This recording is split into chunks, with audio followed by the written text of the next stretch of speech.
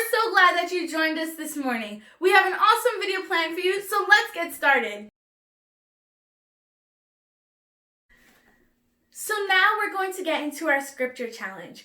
If you watched last week's video, that is linked down below if you haven't. We featured some of your artwork and some of the things that you sent in from your creative scripture challenge projects.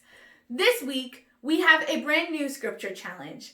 And our verse today is found in 2 Corinthians 5:17. And it says this: "Therefore, if anyone is in Christ, the new creation has come, the old has gone, and the new is here." This scripture is so amazing because it offers us hope of a new life with Christ. And we're going to be talking about how we can have that new life in Christ. We've talked about it before, but we're going to be talking about it again because it's Easter and we're so excited that Jesus is alive. We're going to be talking about all different types of traditions that people have for Easter. But before we get into all of that, I want to challenge you guys with two things. So today, since it's Easter, we have our scripture challenge. So I want to see how creative you guys can get with that. But another challenge, I want to see how creative you can get with drawing a cross. If you don't know what a cross looks like, this is what a cross looks like. This is my challenge. I made mine out of Legos because I had some time and I like pink. So this is what I made with my cross challenge. This is our special Easter challenge. So if you have an idea of how you can do an Easter challenge, you can draw it, you can, put stuffed animals in the shape of a cross. You can do whatever. You can use your creativity. But I want to see how creative you can be with the cross. And since we're going to be talking about that today and how Jesus is alive and he's not on the cross, but the cross is a symbol of that resurrection. And so we have the Easter challenge, which is how creative you can get with a cross shape. And we have our scripture challenge, which is how creative you can get with the scripture verse, 2 Corinthians 5:17. And so those are our two challenges. So if you would like to participate in our scripture challenge or our Easter challenge, you can reach us through our Facebook, our Instagram, or our email. And all of those are in the description box below. Also in the description box is a link for our giving website. If you want to give your tithes or offering or want to donate to our church, we would greatly appreciate it, as we do still have outstanding building payments and different things that our church is providing during this time. So without further ado, we're going to get into the rest of our Easter video. So today, since we're talking about Easter, I wanted to start off with talking about different traditions all around the world that celebrate Easter. Some are very similar to what we do in the U.S. Some are kind of different and very unique. So first we're going to start out with the country of Guatemala. In Guatemala, what they do to celebrate Easter, they don't just celebrate Easter on the Sunday. They celebrate what is called Semana Santa, which means Holy Week. And so the whole week before Easter happens, they have parades and different things and celebrations to remember Jesus.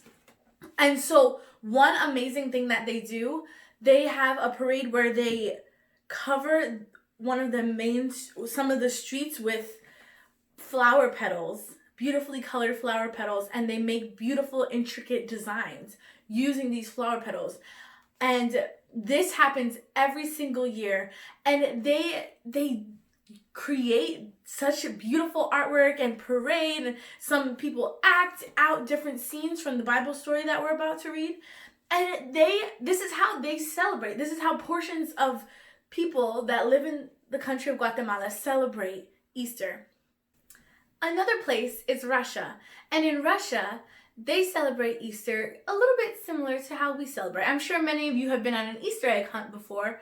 And so they do something a little similar. This has been a tradition in Russia for hundreds and hundreds of years. What they do, they get eggs and they paint them fully red, and then they draw intricate designs on them. And this was believed to be a little symbol of blessings for the home, and they would save that for an entire year until the next Easter came. And so this is what what they do in Guatemala and Russia. So those are two different countries that they celebrate Easter kind of differently than we do. We in the US, a lot of people go to church, and that's actually a super, super common thing for people to do, where they have celebrations at their churches. And in the US, we have different celebrations as well, such as, like I said, some of you might get Easter baskets full of plastic eggs from an egg hunt. Some of you might get Easter baskets full of just candy or different toys or prizes. Some of you go and visit the Easter Bunny, different things like that. Or maybe some of you saw the Easter Bunny drive by your house on a fire truck. I know some towns were doing that. But whatever it might be and whatever traditions you have, there's something that is behind the entire holiday of Easter. And the true meaning of Easter is Jesus is alive. That's why we celebrate Easter. So we're actually going to get into our Bible story, which talks about how Jesus died but rose again. So in the past few weeks, we've been talking about the life of Jesus. Today, we're talking about the life of Jesus, but it's not necessarily in continuation with where we were. We're skipping ahead a little bit to talk about where Jesus died on the cross. And that's where our Bible story is going to start. Jesus, he had been taken, he had been arrested, and he had been put on the cross to be crucified, to be killed.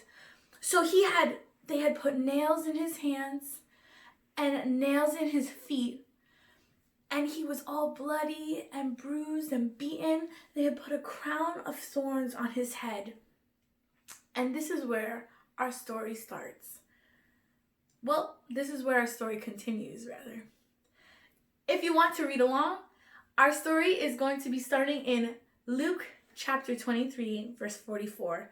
And if not, you can just listen as I read. It was about noon. Then darkness covered the whole land until 3 o'clock.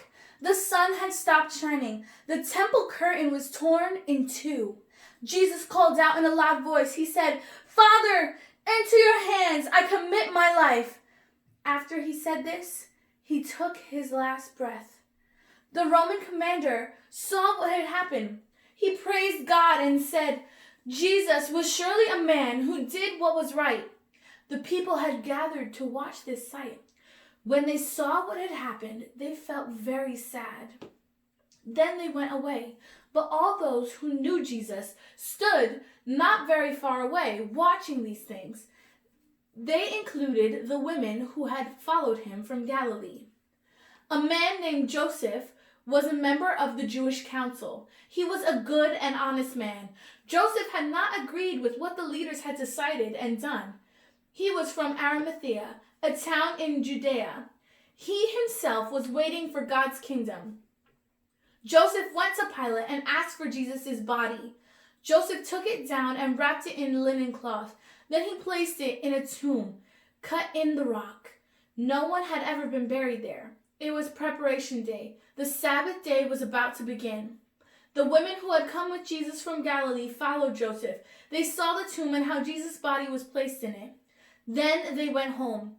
There they prepared spices and perfumes, but they rested on the Sabbath day in order to obey the law. It was very early in the morning on the first day of the week. The women took the spices they had prepared. They went to the tomb. They found the stone rolled away from it. When they entered the tomb, they did not find the body of the Lord Jesus. They were wondering about this. Suddenly, two men in clothes as bright as lightning stood beside them. The women were terrified. They bowed down with their faces to the ground. And the men said to them, "Why do you look for the living among the dead? Jesus is not here. He is arisen. Remember how he told you he would rise? It was while he was still with you in Galilee. He said, 'The Son of Man must not be handed over to sinful people. He must be nailed to a cross. On the third day, he will rise from the dead.'" Then the women remembered Jesus' words. They came back from the tomb. They told all these things to the 11 apostles and to all the others. Mary Magdalene, Joanna, Mary, the mother of James, and the others with them were the ones who told the apostles. But the apostles did not believe the women. Their words didn't make any sense to them. But Peter got up and ran to the tomb. He bent over and saw strips of linen lying by themselves. Then he went away, wondering what had happened. And then we're going to continue our story in chapter 24, verse 36, to see what happened when the disciples saw Jesus. The disciples were still talking about this when Jesus himself suddenly stood among them. He said, "May you have peace." They were surprised and terrified. They thought they were seeing a ghost. Jesus said to them, "Why are you troubled? Why do you have doubts in your mind? Look at my hands and look at my feet. It's really me. Touch me and see. A ghost does not have a body or bones, but you can see that I do." After he said that, he showed them his hands and his feet, but they still did not believe it. They were amazed and filled with joy. So Jesus asked them, "Do you have anything here to eat?" They gave him a piece of cooked fish, and he took it and ate it in front of them. Jesus said to them, "This is what I told you while I was with you. Everything written about me in the law of Moses, the prophets, and the Psalms must come true." Then he opened their minds so they could understand the scriptures. He told them, "This is what is written. The Messiah will suffer. He will rise from the dead on the third day. His followers will preach his name. They will tell others to turn away from their sins and be forgiven. People from every nation will hear it, beginning with Jerusalem. You have seen these things with your eyes. I am going to send you what my Father has promised. But for now, stay in the city. Stay there until you have received power from heaven." Because of this amazing true story, we see Jesus die on a cross and then raised back to life again. That is the true reason why we celebrate Easter. Because Jesus loved each and every one of us so much that he died and went through all of that pain and that suffering and that hurt and that abuse. And he did all of that. He died on the cross. And he rose again because he loved us. That punishment that pain and all of that he felt, that death that he died, all of that was supposed to be for us because of the sin that's in our lives. But he took it. He took it because he loved us. He took that away from us. And he offered us forgiveness for our sins. So he would wipe away all the sins. The sin is the things that we do in our lives that don't please God.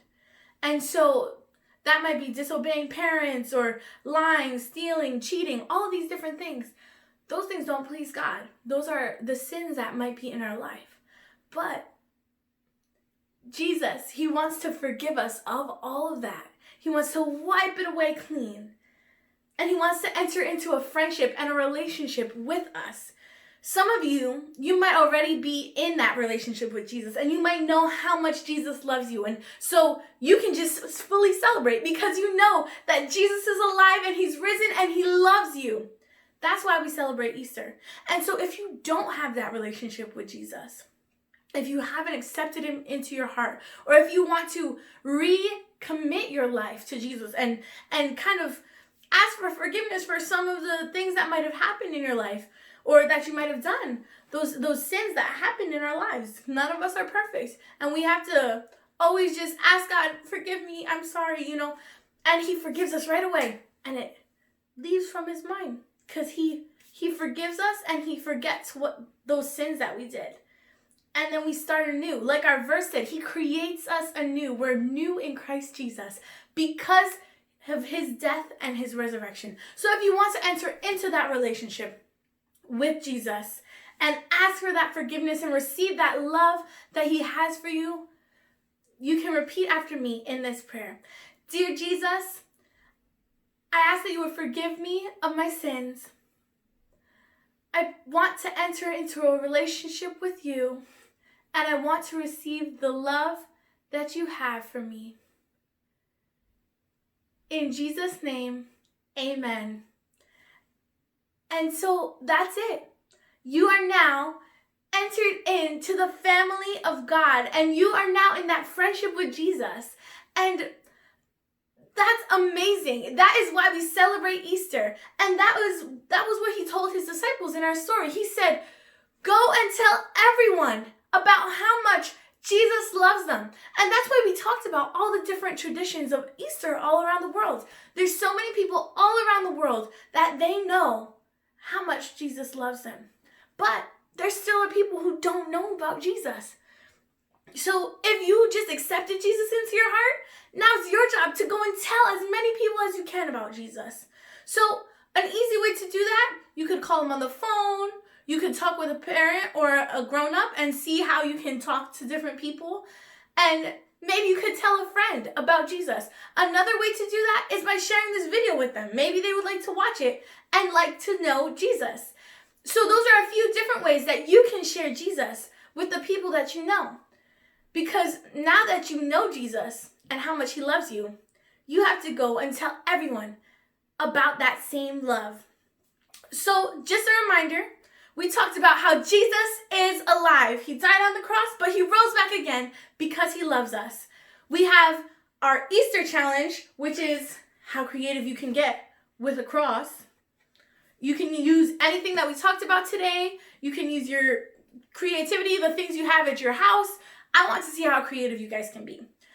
And then we have a separate challenge, which is our scripture challenge, which is based on the verse 2 Corinthians 5:17, which talks about how we're made new in Christ. So be sure to connect with us through email, Facebook, Instagram, and definitely talk with the grown-ups or parents in your house and let them know, hey, this is what I learned, if they're not watching with you already. Tell them what you learned and see if you can participate in these different challenges, because I would love to hear from you and to see the creative things that you're up to. Make sure to like and subscribe this video if you liked it, and just to stay connected with everything that's going on here at LCF Kids. Well, that's all. I hope that you come back again next week. It was so great to have you, and we'll see you again soon. Bye!